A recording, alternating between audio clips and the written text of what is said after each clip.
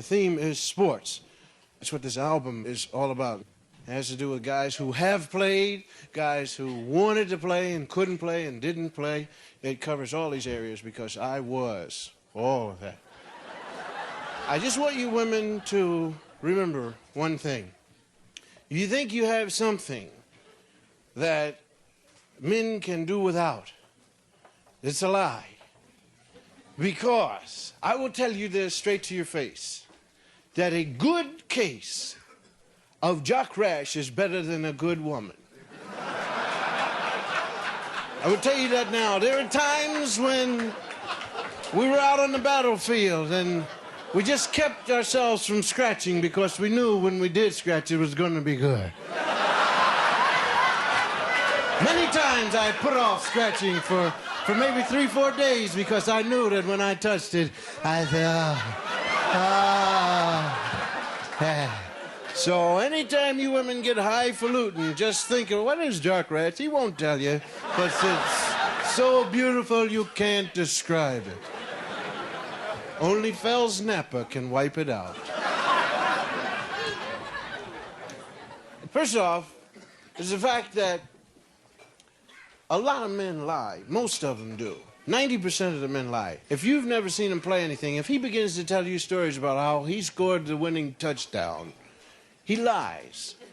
Because ain't that many cats ever scored the winning touchdowns. Ain't that many cats ever scored touchdowns.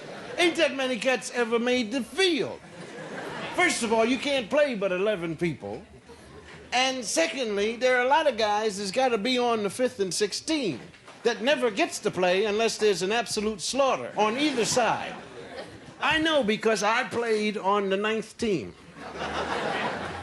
On the 9th team, I was the only fullback that weighed 154 pounds. I outweighed some of our linemen.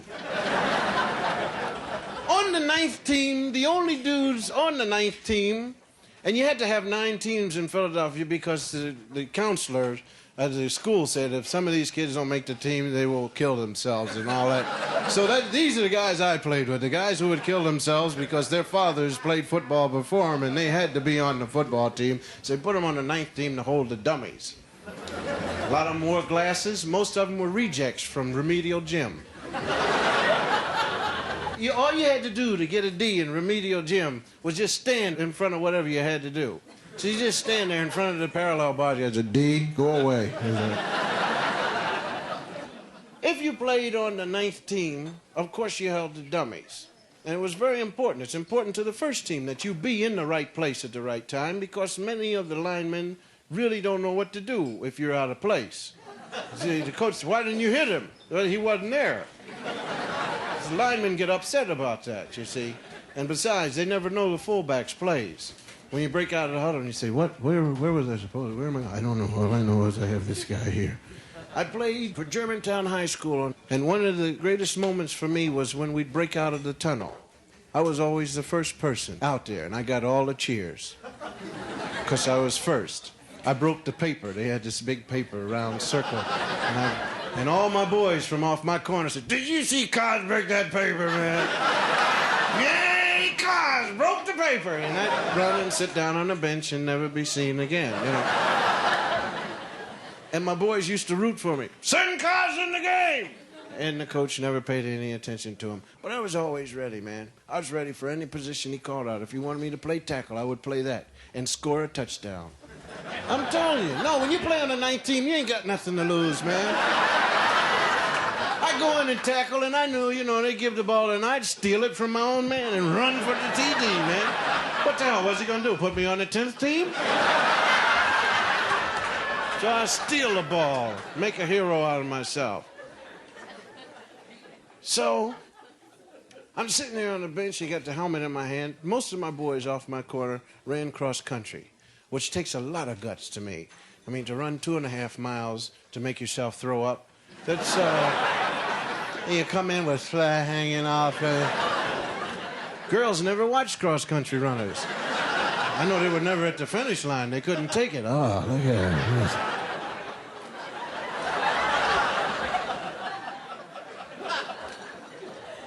So I was sitting on the edge of the bench. Now, this is a true story, man.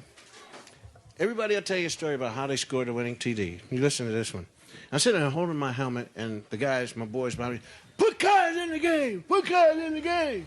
Let him call the toss. Do anything. You don't have to play, just let him call the toss.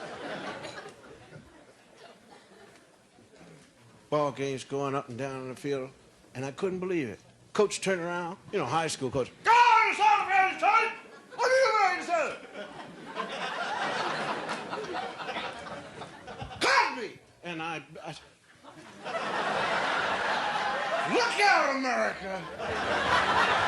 Look out! Man, when he said that, all the guys on my corner stood up and said, what? He said, I called Cosby. I jumped up with the helmet in my hand. I said, okay, coach, I'm ready to go, man. Tackle, fullback, I don't care what you call it. I'm going to score something out there. He said, give me your jersey. He said, give me what? He said, give me your jersey. Hurry up, take it off. Johnson just ripped his jersey. So I took off my jersey. 13 degrees below zero. Took off my jersey. I gave it to him. I went and sat back down on the bench. My skin stuck to the metal bench. And then I started to root for my jersey. And I said, go ahead, jersey, get a TD. And my jersey scored. Then I started rooting for Johnson's pants because I was afraid I was next.